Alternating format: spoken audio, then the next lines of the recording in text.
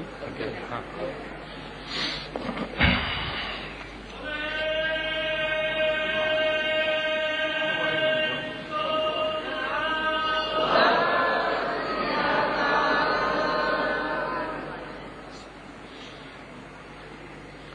वाहेगुरु जी का खालसा और वाहेगुरु जी की फतेह।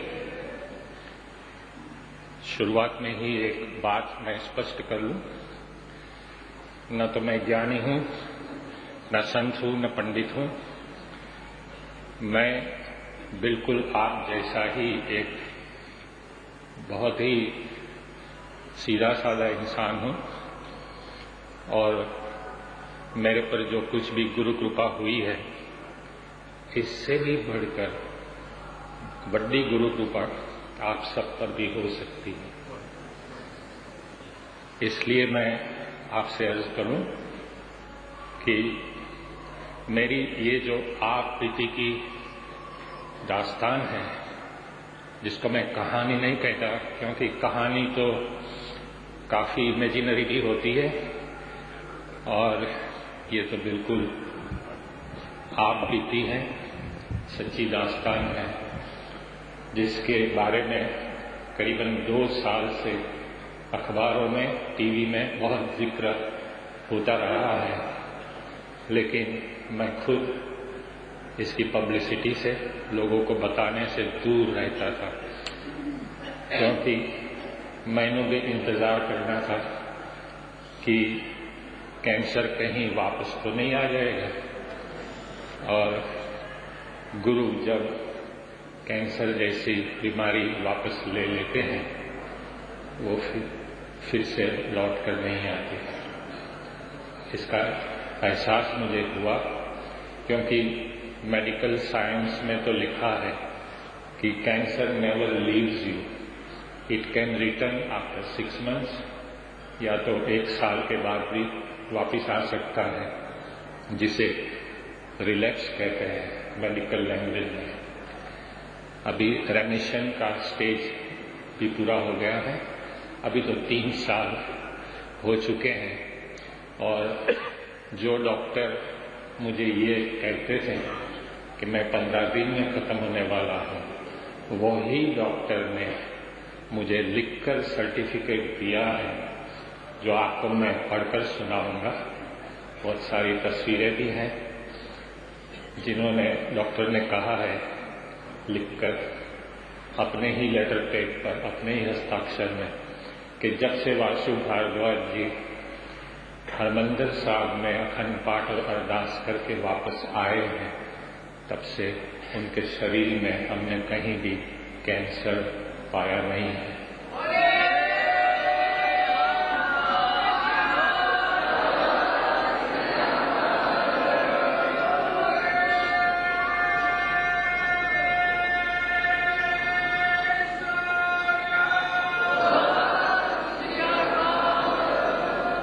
वही डॉक्टर खुद गुरुबानी पढ़ गए और अपने पेशेंटों को भी यही सलाह देते हैं। मैं तो एक सामान्य डॉक्टर हूँ, श्री गुरु ग्रंथ साहिब जी सबसे बड़े डॉक्टर हैं। मैं तो दवाई लिख के आपको कहूँगा कि ये दवाई लो, लेकिन फिर भी ठीक ना हो तो किसी हरमंदिर साहब जा करके या किसी गुरुद्वारा में जा करके बड़े प्यार से, बड़े आदर नाल अगर तुसी अखंड पाठ करोगे, अरदास करोगे, तो गुरु आपका कैंसर ठीक कर सकता है।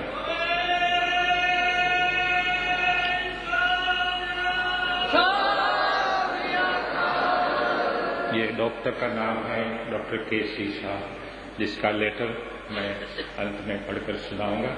ओरिजिनल लेटर है, लेकिन आपसे एक बड़ी विनम्र गुजारिश भी है कि ये मेरी आप बीती सुनकर इसमें से आप प्रेरणा लीजिएगा, उसमें से ऐसा बल आपको मिलेगा कि आप गुरु की सेवा में रहिए, गुरु ग्रंथ साहिब का पाठ करिए और संतों की वाणी सुनते रहिए, क्योंकि बिन गुरु ज्ञान कहाँ से पाऊं, और ऐसा ही ज्ञान हमें संतों से मिलता है। तो ये मेरी आप बीती शुरू करने से पहले मैं ये गुजारिश कर दूं कि ये सुनने के बाद फिर वासु भारद्वाज को आप भूल जाएं और श्री गुरु ग्रंथ साहिब की सेवा में रहें। मैं तो गुरु का सेवक हूँ। गुरुवाणी के बारे में, गुरु के बारे में जो कुछ भी मैंने जाना, समझा, पहचाना, अनुभव किया, वो केवल पंथरत्न ज्ञानी संत श्री मस्कीन जी के प्रवचन सुनकर, उनकी किताबें पढ़कर, उनकी वीडियो ऑडियो कैसेट्स सुनकर मैंने ये समझा कि अरदास कैसे होती है, गुरु परमेश्वर क्या है, वो प्रकाश क्यों है, वो ज्योत क्यों चली थी, कैसे मेरे शरीर में समाई, जिसकी अभी तो तस्वीर भी है, नेगेटिव्स हैं, पॉजिटिव्स हैं। हम होले होले मस्कीन जी के आशीर्वाद से, उनके गाइडेंस से हम जरूर इनको भी रिलीज करेंगे। ये सुनने के बाद आप गुरुवाणी के जो लफ्ज हैं, जिसमें कहा गया है कि संत शरण जन परे सोजन उदरनहार, संत की निंदा नानका बहुल बहुल अवतार। कहीं मेरी गलती हो जाए उच्चारण में तो मुझे माफ कर दो, क्योंकि मैं पंजाबी इतना चंगा बोल नहीं सकता हूँ, समझ लेता हूँ, लेकिन होले होले मैं चंगा पंजाबी बोलन सीखन जाऊंगा, अभी सीख भी रहा हूँ। अगर मेरी आप बीती एक ही लाइन में मैं बयां करूं तो भी मुझे श्री गुरु ग्रंथ साहिब जी का ही सहारा लेना पड़े, क्योंकि गुरुवाणी ने लिखा है, मेरा वैर गुरु गोविंदा, हर हर नाम औखद मुख देह, काटे जम की खंडा। यानी मेरा वैद यानी कि डॉक्टर खुद गुरु गोविंद है। वो मुख से उपचार के लिए मुझे हरि का नाम रूपी दवाई देता है, जो कैंसर के डॉक्टर नहीं दे सके मुझे, और ये जन्म की फंदा को काटता है, तंदुरुस्ती देता है। मैं ये जानकर आपको ताज्जुब होगा कि मैं साइंटिस्ट रहा हूँ, साइंस की दुनिया से मेरा वास्ता रहा है। मैंने मंगल ग्रह और चांद के बारे में किताबें लिखी हैं, यूनिवर्सिटी ने पब्लिश की हैं। तो जैसे कि हमेशा होता है, साइंटिस्ट ईश्वर को ही इनकार करते हैं, तो मैं पक्का नास्तिक था। मैंने कभी मंदिर में जाकर के घंट नहीं बजाया, हालांकि मेरी शादी जरूर गुरु ग्रंथ साहिब के पास हुई, क्योंकि मेरी धर्म पत्नी है अर्धांगिनी, वो सिंधी है, वो गुरु नानक को बहुत मानते हैं। और अभी मेरी पत्नी गवर्नमेंट मेडिकल कॉलेज में प्रोफेसर हैं, एनाटॉमी पढ़ाती है, और मुझे भी कुछ पढ़ाती रहती है गुरु के बारे में। और ये मैं नास्तिक रहा तो होता क्या है कि अंत समय नारायण सिमरे, जब मौत बहुत करीब होती है, मेडिकल साइंस ने जवाब दे दिया था कि आप करीबन 15-20 दिन के मेहमान हो, और आपकी कीमोथेरापी भी अभी उसका कोई नतीजा ठीक नहीं हुआ है, और यहाँ हमें जो कैंसर का ट्यूमर हुआ था आज उसका निशान है। मेडिकल डॉक्टर्स जो थे, जो मेरे पर ट्रीट कर रहे थे, जिसमें कई सीनियर मोस्ट डॉक्टर्स भी हैं, उन्होंने मुझे कहा था कि आपके जो मेडिकल बायोप्सी के रिपोर्ट्स हैं, बोन मैरो एनालिसिस के रिपोर्ट्स हैं, और MRI है खोपड़ी का, जिसको मैग्नेटिक रेजोनेंस इमेजिंग कहते हैं, वो सारे रिपोर्ट्स एक ही आवाज में कहते हैं कि आप खत्म हो ही जाओगे। और ये ट्यूमर ब्रेन में जा रहा है। वो जैसे ही ब्रेन में जाएगा तो या तो आप उसी वक्त खत्म होंगे या तो ये सारा शरीर पैरालाइज हो जाएगा। मेरी एक साली है, मेरी वाइफ से छोटी है, मेरी तो बेटी जैसी है, बहुत छोटी है, लेकिन वो गुरु को बहुत प्यार करती है। जब से छोटी बच्ची थी कीर्तन भी करती है, गाती है। उन्होंने कहा, जीजा जी आप साइंस से इतने जुड़े हैं कि आपने ईश्वर को कभी याद नहीं किया, आपने कभी गुरु के पास जाकर के वहां मत्था नहीं टेका। अभी चंद लम्हे बाकी हैं तो आप मेरी बात मानो, मैं आपके पास बैठकर मैं मूल मंत्र सिखाती हूँ आपको, और मूल मंत्र सिखाने के बाद कुछ श्लोक भी सिखाएं जो मुझे अच्छे भी लगे। तीर्थ नावर जाओ तीर्थ नाम है, तीर्थ शब्द विचार अंतर्ज्ञान है। बड़ी अच्छी आवाज में गाती है तो याद भी मुझे भी रह जाता था। मुझे भी ये लगा कि जैसे अन्य समय पर नारायण सिमरे तो डूबते को भी वैसे तिनके का सहारा होता है। मैंने एक मन बना लिया कि पहले कुछ मैं होमवर्क कर लूं, बाद में हम जाएंगे अखंड पाठ और अरदास करने। सूरत में एक सरदार केसर सिंह करके एक सरदार है। हालांकि एक सरदार के तो मुझे हमेशा दर्शन होते हैं क्योंकि मेरी साली की शादी एक सरदार से ही हुई है और उन्होंने मुझे गाइड किया था। तो आपको याद होगा कि अप्रैल 99 में खालसा के 300 साल हुए थे। मैं पत्रकार भी हूं और दुनिया भर में सारे लोग इसके बारे में बता रहे थे कि खालसा क्या है, तो मुझे ये विचार आया कि मैं भी खालसा के बारे में लिखूं, लेकिन कुछ जानता नहीं था क्योंकि गुजराती भाषा में गुजरात में खालसा का मतलब होता है खलास करना, खत्म करना, यानी बहुत गलत मैसेज जा रहा था। तो मैं सरदार केसर सिंह करके जो सरदार हैं, जो वहां गुरुद्वारा के प्रधान भी हैं, और उन्होंने मुझे गाइड किया। मैंने 6.5 आर्टिकल लिखे, वो अखबार में पब्लिश हुए। ये तो एक सामान्य सी घटना थी, लेकिन गुरु ने कुछ और ही सोचा था कि बहुत ही पहले मुझे सरदार केसर सिंह जैसे एक बुजुर्ग मिल जाए, क्योंकि जब गुरु या ईश्वर आपके जीवन में आता है खुद पैरों से चलकर तो नहीं आता है, वो किसी को आपके पास भेजता है या आपको किसी के पास भेज देता है। तो वही रोल सरदार केसर सिंह ने अदा किया। और बाद में जब मुझे पैरों में बहुत दर्द होने लगा तब कैंसर बहुत आगे बढ़ गया था। लेकिन आपको मालूम है कैंसर बड़े छुपके आता है, और जब आगे बढ़ जाता है तभी पता चलता है कि कैंसर है। लेकिन मेरा केस बिल्कुल अजीब सा था, क्योंकि ये कैंसर, ये राइट ईयर है, ये दाहिना जो कान है, वो कान में जो नर्व्स होते हैं सुनने के लिए, और उसमें कोकलिया नाम का एक बोनी स्ट्रक्चर यानी हड्डी का बना हुआ एक स्ट्रक्चर होता है जिससे हम आवाज अपनी ब्रेन में सुन सकते हैं, रजिस्टर कर सकते हैं। वो कैंसर की वजह से डिस्ट्रॉय हो गया था। तो अखंड पाठ के पहले के रिपोर्ट, मैंने तो कोई दावा नहीं करना है, अखंड पाठ के पहले के रिपोर्ट ये कहते हैं कि मैं कैंसर में खत्म हो जाऊंगा। अखंड पाठ के सारे रिपोर्ट्स जो मेरे पास यहाँ मौजूद है वो कहते हैं कहीं कैंसर नहीं है। शुरुआत कुछ इस तरह से होती है कि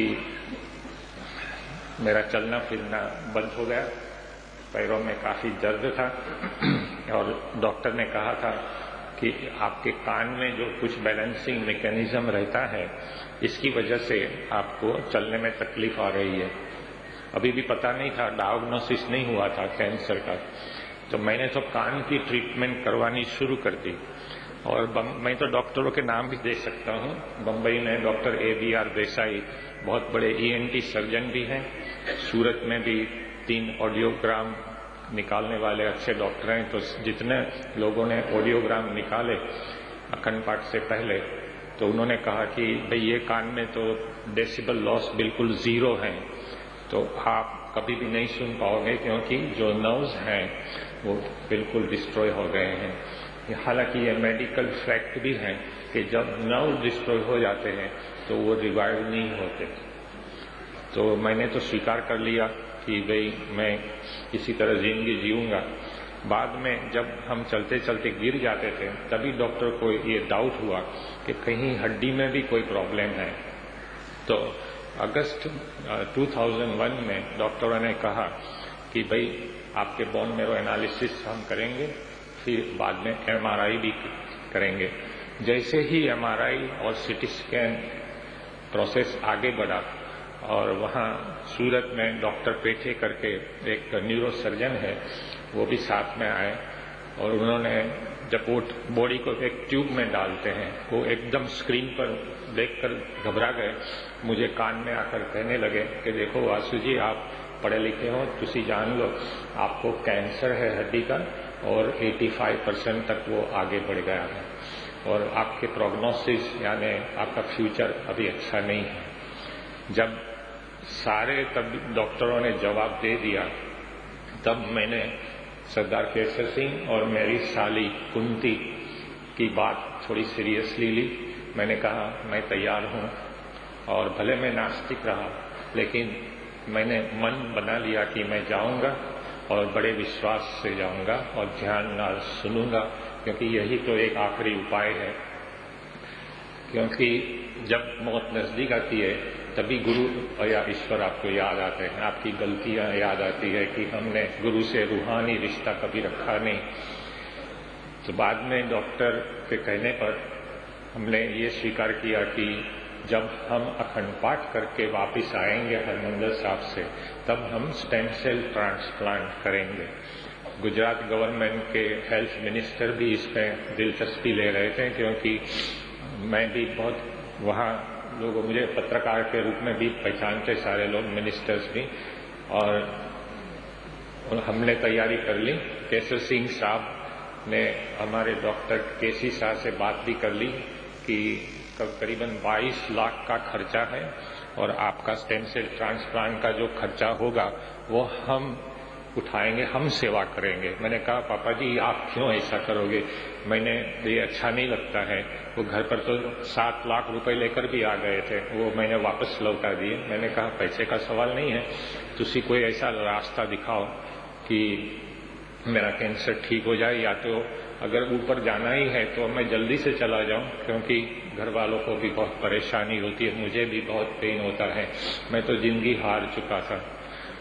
तो सरदार केसर सिंह ने कहा कि देखो आप बड़े प्यार से मुझे पापा जी कहकर इतना सम्मान देते हो तो मैं तो आपको आदेश दूंगा कि आपको हरमंदिर साहब जाना चाहिए।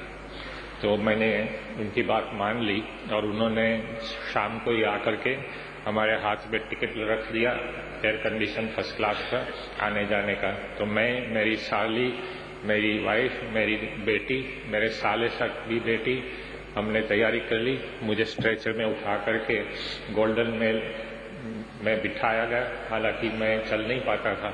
तो वो सूरत में रात को 1:15 बजे आती है। खुद वो केसर सिंह साहब कुछ छोड़ने आए, वहां पर बहुत रो रहे थे। शायद यही उन्होंने सोचा कि Vasu ji is going as a person but may come back as a cargo and he may die at Harmandir Sahib. यहाँ वो दिन याद है, सामने ही श्री अर्जुन देव निवास में 16 नंबर के कमरे में प्रेसिडेंट बाडूंगर साहब ने मुझे एकोमोडेशन दिया था। और यहाँ के लाइजन ऑफिसर है सरदार बेदी साहब, शायद यहीं कहीं बैठे भी होंगे। उन्होंने बहुत ही मुझे हेल्प करी और उन्होंने कहा कि इमरजेंसी बेसिस पर हम आपका अखंड पाठ रखवा रहे हैं। वैसे तो 9 महीने की कट ऑफ लाइन चल रही है। मैंने कहा कि जरा जल्दी करो, क्योंकि कल वक्त कम था, आज तो जिंदगी भी कम है, तो आप जल्दी से अखंड पाठ नहीं करोगे तो हम तो वैसे ही गुरु के प्यारे हो जाएंगे। लेकिन मैं हंसता रहता था ताकि मेरे परिवार वाले रोए नहीं। अभी जो घटना बनी वहां पर, जिसके बारे में मैंने बहुत इंतजार किया, खुद कॉन्फिडेंस बना रहा था कि ये लोगों को बताई जाए कि नहीं, अभी ये तय किया कि हम बताएंगे, क्योंकि एक बार मस्किन जी ने भी अपने प्रवचन में और मुझे भी कहा था कि वासु जी आप आपकी जो आप बीती है वो तो सत्य कहानी है, सच है। और अगर ये जितने एविडेंस है आपके पास, मेडिकल रिपोर्ट्स अपनी आवाज में बोल रहे हैं, फोटोग्राफ्स हैं, नेगेटिव्स हैं, तो आप क्यों इसको छुपाए बैठे हो? केसर सिंह साहब ने भी यही कहा कि दूसरों को प्रेरणा मिले, इसलिए आपको ये सारी चीजें बतानी चाहिए। मेरे दिमाग में यही आया कि मैं बताऊं, लेकिन कोई टेढ़े दिमाग वाले भी तो होते हैं, शायद कुछ गुरु के बारे में ऐसी बात कर ले तो मेरे गुरु की तौहीन हो जाएगी। और वो जो तस्वीर है जो लाइट चली थी, अगर वो वैसे ही मैं पिक्चर पोस्ट कार्ड की तरह डिस्ट्रीब्यूट कर दूं तो उसका कमर्शियल यूज भी होता है।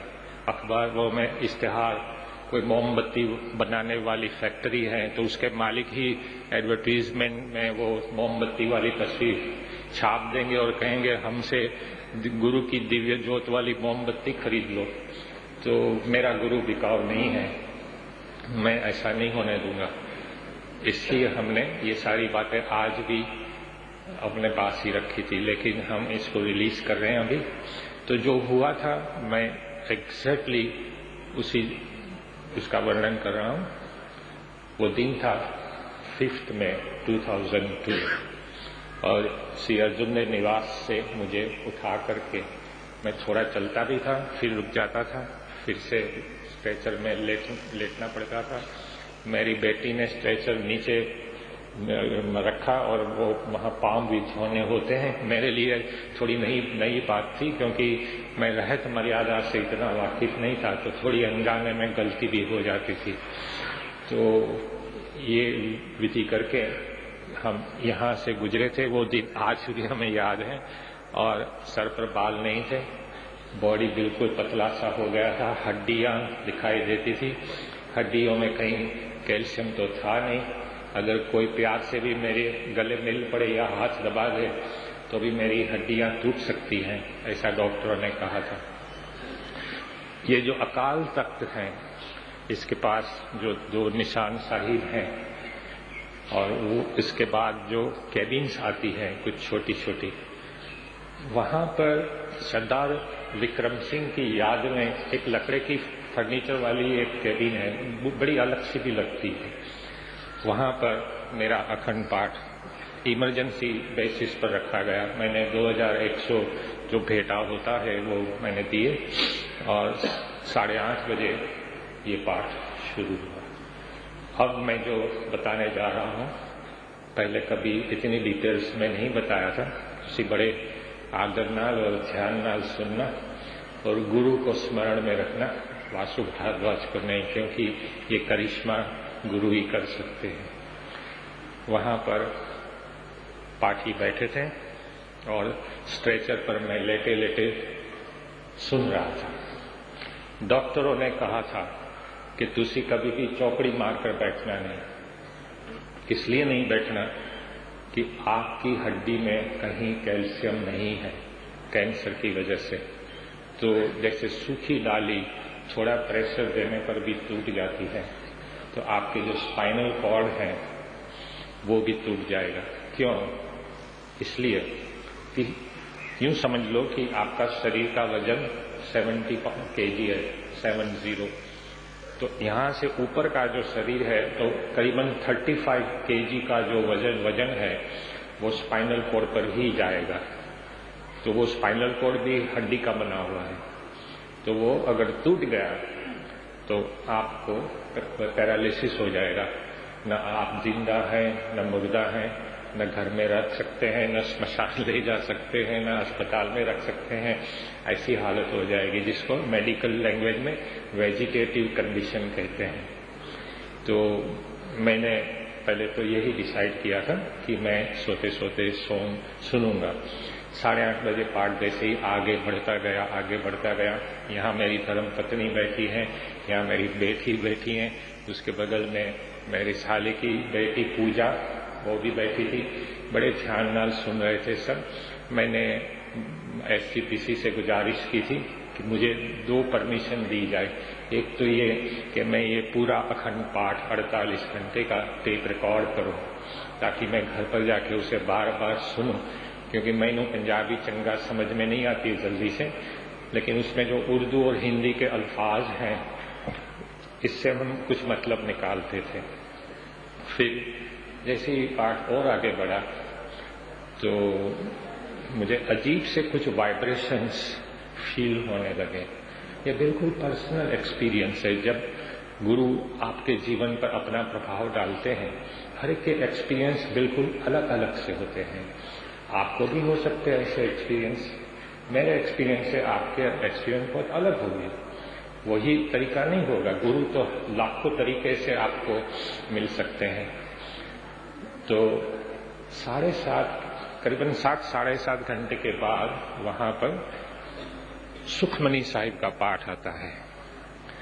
जैसे ही सुखमनी साहिब का पाठ शुरू हुआ तो जो घटना बनी है वो सबने देखी है। और हालांकि हमें तो फोटोग्राफ, धर्मपत्नी ने बड़ी ऊंची आंखें दिखाकर धमकाकर कहा कि ये आप क्या कर रहे हैं। मैंने कहा तुलसी बोलना नहीं, यहाँ पर घर पर जाके बहुत बोल करती है, आप घर पर ही बोलो, या आप गुरु के घर में हैं, मुझे पाठ सुनने दो। और मैं ये पाठ को बहुत ही एंजॉय कर रहा हूँ। पहली बार जिंदगी में कुछ अजीब सा एक्सपीरियंस मुझे हो रहा था, जिसको आप बड़ी स्पिरिचुअल एक्सपीरियंस कह सकते हैं, जिसका विवरण शब्दों में नहीं किया जा सकता है। तो फिर पाठ और भी आगे बढ़ा। आपको ये जानकर ताज्जुब होगा कि चौकड़ी मारने के बाद करीबन 20-25 मिनट और गुजरे होंगे। अभी मैं जो बता रहा हूं वो सारी तस्वीर में भी है, नेगेटिव्स में भी है। गुरु ग्रंथ साहिब के सेंटर में से, right in the centre of Shri Guru Granth Sahib जी, हालांकि गुरु तो खुद ही प्रकाश है, हम उन्हें प्रकाश कहते हैं, और परमात्मा भी खुद प्रकाश है, ज्ञान का प्रकाश कह लो। तो उसमें से एक दूधिया कलर की एक ज्योत वहां से चली। पता नहीं मेरी बेटी को कैसे क्या ख्याल आ गया कि पापा इतने अच्छे भी लगते हैं, चेहरा भी थोड़ा बदला हुआ है, मम्मी के पास बैठे हैं, और मेरे साले की बेटी पूजा भी वहीं बैठी है। तो एक यादगिरी के रूप में मेरी बेटी को ये ख्याल आया। उस वक्त तो वो 17 साल की थी, अभी डॉक्टरी पढ़ रही है। तो उन्होंने कैमरा उठाया और जल्दी से तस्वीरें लेने लगी, और करीबन 6-7 तस्वीर जल्दी से ले ली।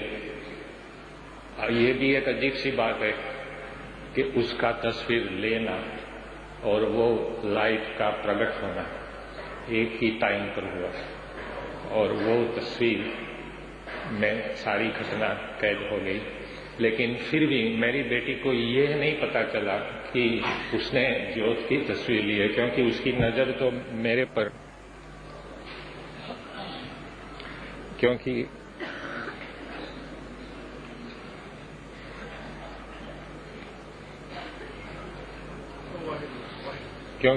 नहीं, आवाज नहीं आ रही।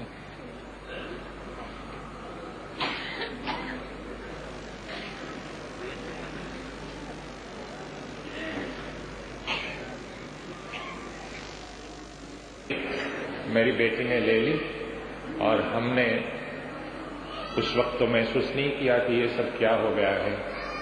कई लोगों ने ये तस्वीर देखी, वहां से दूसरे बंदे गुजर रहे थे, वो अजीब सा दृश्य देखकर वहां पर बैठ गए, और रोशनी मैंने अनुभव किया। ये मेरा बिल्कुल पर्सनल एक्सपीरियंस है कि वो लाइट मेरे पास आई, कैसे उसके 2 हिस्से हुए और यहाँ से कैसे प्रवेश कर गए। जैसे ही वो शरीर में वो लाइट जला देने वाली लाइट नहीं थी जो मोमबत्ती पर आप देखते हैं, मुझे ऐसा महसूस हुआ कि मैंने रेफ्रिजरेटर में हाथ डालकर कहीं आइसक्रीम या बर्फ निकाला हो। बहुत ही ठंड वो उसका स्पर्श था। जैसे ही वो आगे बढ़ती गई, ये जो कान डॉक्टरों ने कहा था कि जिंदगी में आप कभी भी नहीं सुन पाओगे, ये कान उस वक्त खुल गए।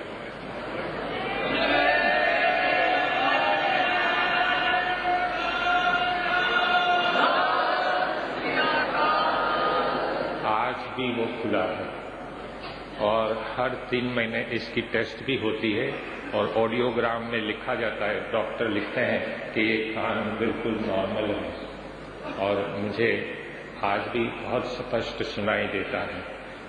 और यहाँ पर जो ट्यूमर मुझे कैंसर का परेशान करता, जिसकी वजह से मुझे बहुत ही सरदर्द रहता था, जिसको माइग्रेन हेडेक कहते हैं, उस वक्त, उस दिन से वो माइग्रेन हेडेक के लिए मुझे मॉर्फिन के इंजेक्शन लेने पड़ते थे।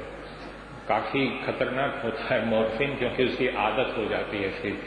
लेकिन उस दिन से ये मेरा सरदर्द खत्म हो गया। अब मेरी धर्मपत्नी ऊंची आवाज में मुझे डांटे तो भी मेरा सरदर्द मुझे अनुभव नहीं होता है। और फिर हम 48 घंटे बैठने का निश्चय कर लिया। मैंने इतना ये पाठ को एंजॉय किया, मैंने मेरी धर्मपत्नी को कहा कि मैं आपकी आवाज सुनना ही नहीं चाहता हूं। आपको अगर इंटरेस्ट नहीं है तो तुसी दौड़ परे हो जाओ। और बेटी को कहा कि मेरे लिए कोई सॉलिड फूड लाना नहीं, और पानी में नींबू और शहद डाल करके एक बोतल यहां रख दो। जब मुझे 5 गिलास पीने की प्यास लगेगी तब मैं केवल 5 घूंट इसमें से पीऊंगा, so that it meets my water requirement, ताकि वहां फ्रेश होने के लिए उठकर कहीं जाना पड़े नहीं, क्योंकि ये अखंड पाठ है जो खंडित नहीं हो सकता। अगर मैं यहाँ से उठा तो इतना पाठ भी मिस कर जाऊंगा। तो मैं वहां बैठा रहा।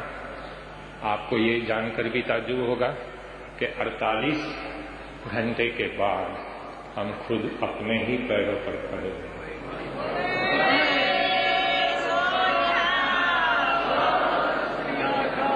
मेरी धर्मपत्नी ने कहा कि ये स्ट्रेचर तैयार है, तुसी लेट जाओ यहाँ पर, हम उठा के ले जाएं। मैंने कहा मैं ये स्ट्रेचर की जरूरत नहीं है, मैं ठीक से चल रहा हूँ। थोड़ा चलने के बाद तो इतना कॉन्फिडेंस आया कि मैं चलते चलते नहीं, आज भी याद है मैं यहाँ से गुजरा था दौड़ते दौड़ते, और मैं 16 नंबर के कमरे में श्री गुरु अर्जुन देव निवास में पहुंच गया। आज भी एंट्री है, किसी को देखना है 5th में 2000 वाली, जब हम यहाँ रहते थे, वो भी एंट्री आज भी रजिस्टर में दर्ज है। कई पत्रकार जाकर देख भी आते हैं। मैंने मेरी बेटी को कहा कि चलो, अभी भी मुझे ये पता नहीं है कि मेरा कैंसर ठीक हुआ है, तुसी समझ लो बड़े ध्यान नाल। ये तो तब पता चला कि जब रिपोर्ट्स आने लगे डॉक्टरों के। मैंने बेटी को कहा कि आप स्नान करो जल्दी, हम पहले तो जलियांवाला बाग देखने जाएंगे, और वहां सिखों ने कि कैसी कुर्बानी दी है, तो बॉर्डर, वाघा बॉर्डर भी जाएंगे। सिखों के प्रति मुझे हमेशा बहुत ही आदर रहा है। मेरे पिताजी काफी विद्वान साइंस राइटर थे, और बंबई में जन्मभूमि ग्रुप ऑफ न्यूज़पेपर्स के चीफ एडिटर भी रहे। उसको नेहरू अवार्ड से भी सम्मानित किया गया था। तो उन्होंने कई सारी कहानियां मुझे सुनाई थी जब हम छोटे थे, रणजीत सिंह जी की, गुरु गोविंद सिंह जी की। छोटे थे, बहुत समझ नहीं पा रहे थे, लेकिन सिखों के प्रति बहुत आदर रहा कि 97% ऑफ जो फ्रीडम फाइटर्स थे who were hanged by Britishers, all of them were Sikhs, they were Sikh boys. आज भी आप भारत के लश्कर में से सिख फौजी को निकाल दो तो फिर तो पाकिस्तान और चाइना का आर्मी कन्याकुमारी तक आ जाएगा। तो ये सारी बातें मेरी बेटी को मुझे बतानी थी। ये सारी बातें बताई। अभी तो वो अपना नाम भी लिखती है, तो अभी मेरी बेटी का नाम हेली है। अभी मैं पूछता हूँ आपका नाम क्या है, तो कहती है हेली कौर। तो मेरी सरनेम भी नहीं लिखती है, हेली कौर ही लिखती है। और आप जैसे पुष्प ड्रेस भी पहनती है, हालांकि उसकी मौसी का भी प्रभाव है, क्योंकि वो तो खुद सिख बन गई है। बाद में हम दिल्ली गए, अभी भी पता नहीं है कि मेरा कैंसर ठीक हुआ है। दिल्ली में वहाँ के जो मिनिस्टर थे टेक्सटाइल के, वो सूरत के काशीराम राणा, उनके बंगलों पर हम रहे। उन्होंने कहा कि आपका स्टेम सेल ट्रांसप्लांट होने जा रहा है, 22-25 दिन आपकी लाइफ के बाकी है, तो आप मेरी गड्डी और ड्राइवर ले जाओ, एयर कंडीशन, गर्मी बहुत है और अप्रैल मई महीने में तो बहुत धूप होती है। तो हम चले गए वहाँ पर। फिर मैंने बेटी को ताजमहल दिखाया, वापस आए और वहाँ काशीराम राणा ने कहा कि यहाँ कुछ नमूने आपके भी दे दो लहू के, हड्डी के, हम टेस्ट करवाएंगे और रिपोर्ट आपको सूरत भेज देंगे। हम 25 तारीख को जब सूरत पहुंच चुके थे तो डॉक्टर केसी शाह जो चीफ ऑन्कोलॉजिस्ट हैं मेरी टीम के, डॉक्टरों की टीम के, ऑन्कोलॉजिस्ट मीन्स कैंसर स्पेशलिस्ट जो कैंसर का इलाज करता है, वो मेरे घर पर आ गए। उन्होंने कहा चलो आपकी तैयारी शुरू कर दे अभी हम, क्योंकि आपका स्टेम सेल ट्रांसप्लांट होने जा रहा है। पापा जी ने सारी तैयारी, पापा जी मीन्स केसर सिंह, मैं इनको पापा जी कहता हूँ।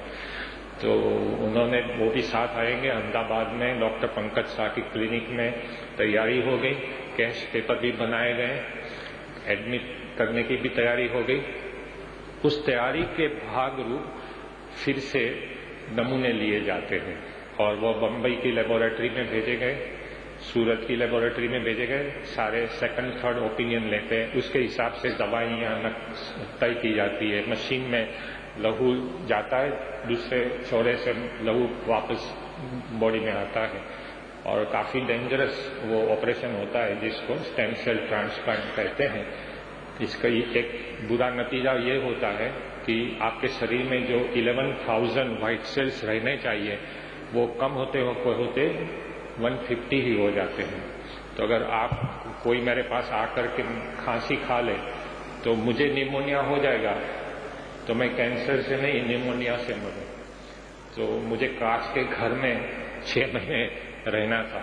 ये सारी तैयारियां हो चुकी, सारे रिपोर्ट वहाँ हर लेबोरेटरी से आने लगे डॉक्टर केसी शाह पर, बिकॉज वो चीफ ऑन्कोलॉजिस्ट थे।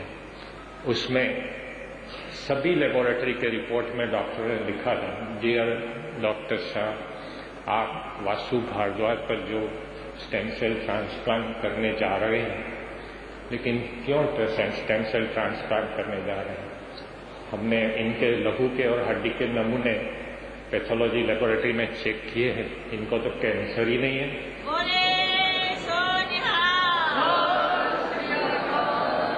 तभी हमें ये समझ में आया कि उस दिन जो लाइट चली थी, जो गुरु ने मुझे ठीक किया, तो इसी वजह से वो लाइट चली थी। आज भी डॉक्टरों को बहुत ताज्जुब लगता है कि ऐसा केस हमने कहीं देखा नहीं है कि चंद सेकंड में गुरु ने आपको कैंसर से मुक्त कर दिया। बाद में मैंने समझा कि गुरु में कितनी ताकत है और मेरी साली की मदद से मैं गुरु बाणी पढ़ने लगा, सुनने लगा। लेकिन जो करिश्मा हुआ था, मैं आपको गुजारिश करूं, आप इसे चमत्कार मत कहिएगा। ये चमत्कार नहीं है, ये गुरु कृपा है। हम तो अपनी लाइफ की भीख मांगने गए थे और गुरु ने हमें ठीक कर दिया। चमत्कार के तो खिलाफ है, पैसे भी सिखिज्म भी करेगी चमत्कार तो कोई जादूगर भी कर देगा और उसके जादू के खेल होते हैं जहां इल्यूजन होती है। ये तो रियलिटी है। जादू का शो होता है 3 बजे का, 6 बजे का, 9 बजे का। लेकिन अगर मैं फिर से वही कैबिन में जाकर के श्री गुरु ग्रंथ साहिब के पास बैठकर गुजारिश करूं कि आप फिर से मुझे वही जो दिखा, तो दिखाने वाले हैं। एक बार गुरु को हो गई तो हो गई। और तब से मैंने ये महसूस किया कि साइंटिस्ट बनना बहुत आसान है। कि मैंने मस्किन जी के लफ्ज दोहरा रहा हूँ। मस्किन जी कई बार मुझे कहते रहे, मैं उनके प्रवचन में भी ये मैंने सुना है और मैं नोट भी करता जाता हूँ। साइंटिस्ट बनना बहुत आसान है, धर्मज्ञानी बनना, ब्रह्मज्ञानी बनना और गुरुबाणी को समझकर उसके पर आचरण करना बहुत कठिन है। वो आवाज भीतर से उठनी चाहिए।